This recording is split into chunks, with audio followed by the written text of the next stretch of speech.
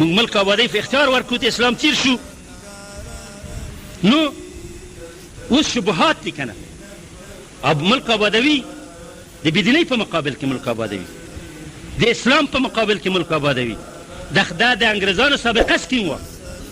یا لکه دا شبهه چې علما ویله چې اوس خو جهاد نشته په افغانستان کې ځکه چې امیر نشته، جهاد دپاره خو امیر شرط دی او بیا د امیر د اجازې نه جهاد نه کېږي.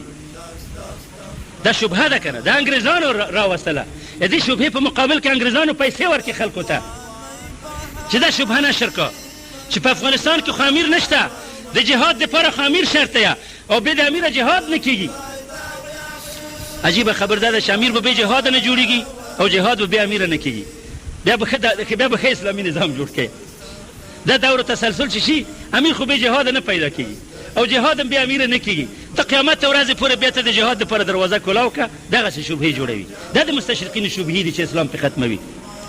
رسول صلی الله علیه وسلم چې دعوت شروع که مدینې ته راغی جهاد اعلان که، دی خو پادشاه نه و، دی خو د مجاهدینو امیر و. ده په فتوا باندې جهاد صحیح و، خو د هر مجاهد په فتوا باندې صحیح دی. او که وایي چې هغه پیغمبر و، د حضرت حسین رضی الله عنه قیام د یزید په مقابل کې د اهل سنت و جماعت عقیده ده ده چې د حسین قیام په کربلا کې د یزید په مقابل کې قیام د حق په ضد ظلم دی. یزید ته لعن و طعن هم نه وایو، تکفیروي هم نه، خو په دې جنګ کې حضرت حسین او د کربلا شهیدان په حق وو او دا قیام د حق و.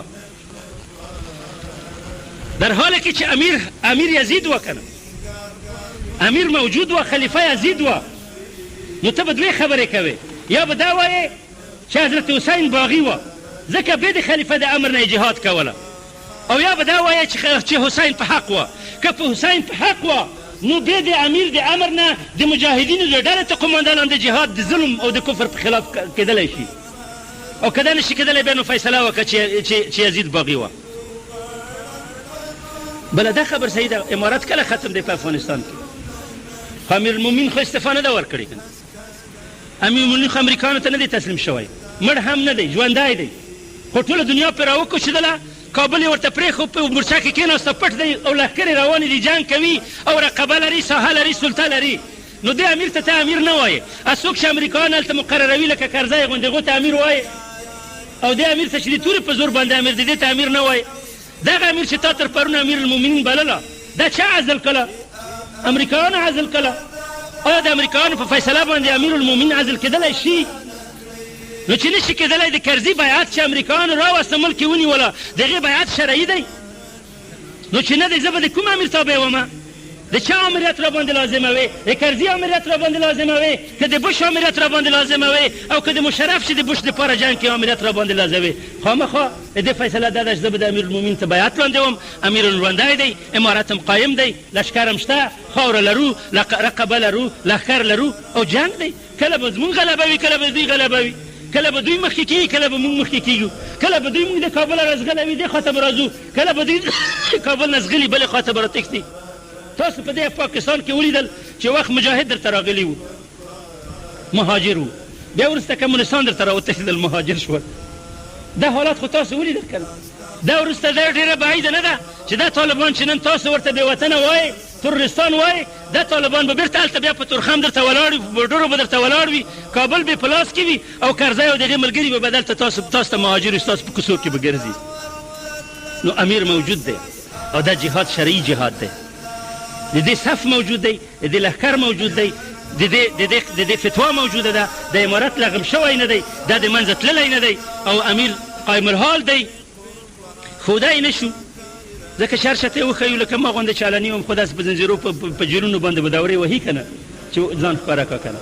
تاسو را وښیئ یو ځای په دنیا کې چې دته د پناه ځای شته چې موږ خپل امیر ظاهر کړو، او که دته په دنیا کې د ظاهرېدو مقام نه وي، بیا نو ولې دا خبرې کوئ چې امیر غایب دی، د غایب امیر بیعت څنګه دی؟ خو د شیعګانو نه خبرت واخله، د شیعګانو امیر د سرداب ته خو امیر وایي، خو دته هم د امیر سرداب په سترګه وګورئ، د امام غایب په سترګه خو ورته وګورئ چې راځي په آخره زمانه کې.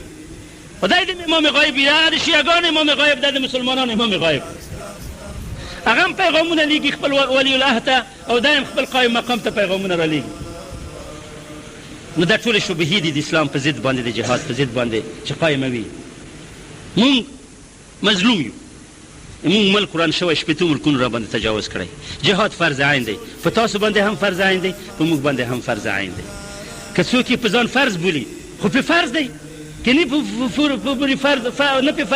په ځان فرضوي خو نه پې فرضېږي. او چا چاته ویلي وي بیا اوداسه لمونځ نه کېږي، نو ما خو وشو. نو څوک چې بیا اوداسه لمونځونه کوي دغه کېږي که نه؟ کنې ما چاته ووایي چې تاسو دا تورخم لاین دی دلته وخواته، د تورخم نوخواته، د تورخم نوخواته لمونځ هم فرض دی، دې خواته هم فرض دی، هلته روژه فرض ده، دې خواته هم فرض ده، هلته حج فرض دی، دلته هم حج فرض دی، ټول احکام هلته فرض ده. دا یو جهاد څنګه د تورخم په بورډر باندې بدلېږي چې هلته فرض وي دلته نه فرضېږي؟ ګوره دا خو د فقیه او د مفتي علم ته ضرورت نه لري. تاسو په خپله پوښتنه وکړه چې دا د تورخم د دروازې نه وخواته شو جهاد فرض دی، او د تورخم د دروازې نه چې دې خواته شو بیا فرض نه دی، او لمونځ دلته هم فرض دی او دلته هم فرض دی. خو داسې امیر په کار دی لکه ابوبکر چې قسم په خدای چې څوک چې د صلات او د زکات په منځ کې فرق کوي توره به په خلاف استعمالوم. داسې امیر ضرورت دی چې اوس ووایي چې قسم په خدای چې څوک چې د لمانځه او د جهاد په منځ کې فرق کوي توره به په سر باندې ورکېږدم. داسې څوک شته نه که نه چې د جهاد ته تروریزم ویل کېږي. زه تاسو ته بل څه وایم، جهاد کې تروریزم نشته، مولان هم دا خبره وکړي چې تروریزم نشته پکې. کعب ابن اشرف په مدینه کې اوسېدلی د یهودانو مشر و. رسول صلی الله علیه وسلم صحابهو ته په جومات کې وویل چې د کعب سر به څوک ماته راوړي؟ و صحابي ورته وویل زه درته راوړم یا رسول الله. ورغی د شپې ماښام یې دروازه ور وټکوله. ښځې ورته ویل چې څوک دی؟ وایي چې فلانی دی غواړي. ښځې ورته ویل چې سړی ما وروځه د ما ته پوزو باندې د وینو بوی راځي. وایي نه دا زما ډېر ملګری دی، دا خو اعتباري سړی دی. خبر نه و چې ته پیغمبر وظیفه ورکړې ده. چې ور ووتله غاړه یې چې ورکړله وایي څه ښه عطر دی، ویلي ته د سر را نږدې کړه چې بوی کړمه. شاړه یې ورته راواخیسته، د شانه یې حلال کړله، سر یې ونیوه په تخر کې راوړ جومات یې پیغمبر ته راوړ. دا د کعب ابن اشرف سر. که دا تروریزم وي خو دا خو پیغمبر کړی دی، په مسجد نبوي کې شوی دی، په مدینه کې شوی دی، صحابي دا کار کړی دی. او که دا تروریزم نه وي نو ته دې نه سخت تروریزم راوښیه چې کوم دی، بل تروریزم کوم دی. ابي رافع ته د یهودانو مشر ته په خیبر کې صحابي ورغی، په دروازه ور په دیوال ور واوښته او په خنجر یې وویله. چې ویې ویله ووتله ته شک ورغی چې اوس به بیا دا مړ وي که به مړ نه وي، چې امتحان یې کړه ژوندی دی که مړ دی. غږ یې خپل د ښځې غږ کړه، ورته ویې چې ویې ویلې که چې دښمنانو وي چې خوږې کړم زخمي کړم. بیا پرې راتاو شو، بیا یې وویله چې ته نه یې ختم شوی. ښه چې ختم کړه، دیوالونه یې خیز واچوله، پښه یې ماته شوله. پیغمبر ته راغی، پښه یې دم کړله، ډوکه یې د پیغمبر په لاړو باندې جوړ شو. و چاته په کور وراوښتل، په خپل کور کې هغه په خنجر سروي کول او بیرته پیغمبر ته راپور راوړل. دا جهاد دی که تروریزم؟ که دې ته تروریزم ووایې خو د ایمان نه خلاص شوې، او که دې ته د جهاد ووایې نو بیا زموږ بل تروریزم کوم دی؟ تاسې راوښیئ چې غیر له دې نه زموږ کوم تروریزم دی چې موږ کړی دی؟ الله پاک په قرآن کې وایي چې فقاتلوا ائمة الكفر انهم لا ایمان لهم فانهم لا ایمانهم لعلهم ينتهون. د کافرانو مشرانو سرداران مړه کوي چې دا هېڅ عهد و ذمه نه لري. د کافرانو سردارانو مشران مړه کوي.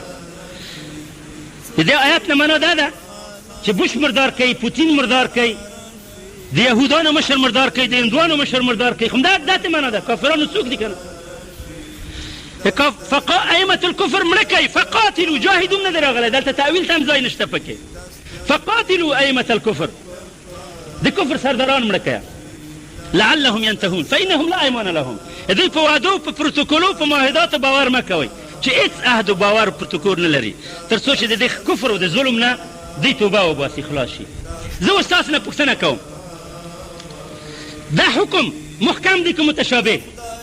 که دا آیت محکم وي، متشابه نه وي، تأویل نشي پکې کېدی، منسوخ نه وي، په خپل حال پاتې وي، نو اوس د کفر سرداران چې په اوس عصر کې موجود دي، قرآن موږ ته امر کړی چې دا مړه کړو که مړه نه کړو؟ کړی دی راته. خو چې کړی دی دا د کفر سرداران د جنګ میدان ته راځي چې موږ د جنګ په میدان کې مړه کړو؟ نه راځي. خو د ده قصر ته به ورځو، په قصر کې به وژنو، غیر له دې نه چې یا کوم راکټ ور ولېږو په قصر یې پې وولو، او یا کوم فدایي پټ ور ننوځي په قصر کې فدایي پې وکړو. غیر له هغو نه د وژلو لار تاسو راوښیئ څه رقم یې مړه کړو. وخت چې د کفر د سردارانو وژل مأمور به وي، طریقه یې هم مأمور به ده. متوجه شئ خبرې ته. د کفر د سردارانو وژل چې مأمور به وي، هغه طریقه چې دی پې وژل کېږي هغه هم مأمور به ده. ما لا یتم الواجب الا به فهو الواجب. یو واجب کار حکم چې بې د کومې طریقې نه عملي کېږي هغه طریقه هم واجب ده په طریقه به وژنې. موږ به اوس ټول هغه طریقې پیدا کوو چې د کفر سرداران څه رقم په خپلو قصرو کې مردار کړو او انتقام ترې واخلو. د عراق د جیل نه یو مسلمانې ښځې په انټرنیټ کې راته پیغام راولېږه. زما د جیل نه مخکې دا قصه وه، عکسونه یې م راولېږل چې امریکایانو ورسره دستجمي زنا او لواطت کوله. دستجمي زنا او لواطت عکسونه یې م راولېږل په انټرنیټ کې. او بیا یې وایي چې مسلمانانو د ما سره د ورځې 9 نفر امریکایان زنا کوي او زه اوس حامله د زنا نه حامله یم. آیا تاسو به ګټئ؟ آیا په ټول امت کې معتصم شته دی چې زما چیغې ته لبیک ووایي؟ مونږ یې ورغوښتل چې د عکسونه نشر کړو، خو ډېر بې حیا وو. مونږ جرأت نه درلودله چې د عکسونه نشر کړو خلکو ته. شرمېدلو، د کتلو نه یې شرمېدلو، د دې جرأت هم نه درلودله چې هغه نشر کړو. هغه ښځه بیا د عراق مجاهدینو فدایي عملیات وکړل او د دې ښځې یې وتښتولې. د هغو ښځو په بدله کې به هغه ښځه د جیل نه د عراق د مجاهدینو په بدله کې ازاده شوه او ورور یې فدایي وکړه، ورور یې شهید شو، خو خپله خور یې ازاده کړه. نن هر ورځ زه کوټې ته تللی وم، دغه میاشت پوره نه ده چې امریکایانو په هلمند باندې اپریشن وکړه. 700 طالبان شهیدان شول په دې جنګ کې. 700 طالبان حافظان د قرآن، طلبه د علم په هلمند کې. 200 طالبان د مدرسو ژوندي د حفظ په حال کې ژوندي تر خاورو لاندې شول. ټول مقبره ده د اوس 200 طالبان چې مدرسه په حفظ کې ټول تر خاورو لاندې شول، ژوندي تر خاورو لاندې شول. قاري عبدالله یو مجاهد طالب و، حافظ د قرآن و، هغې جنګ وکړه. فکر وکړه چې امریکایان ولاړل، بېرته خپل کور ته راغی. امریکایان راغل په کور کې محاصره کړه، په سپیو باندې شهید کړه.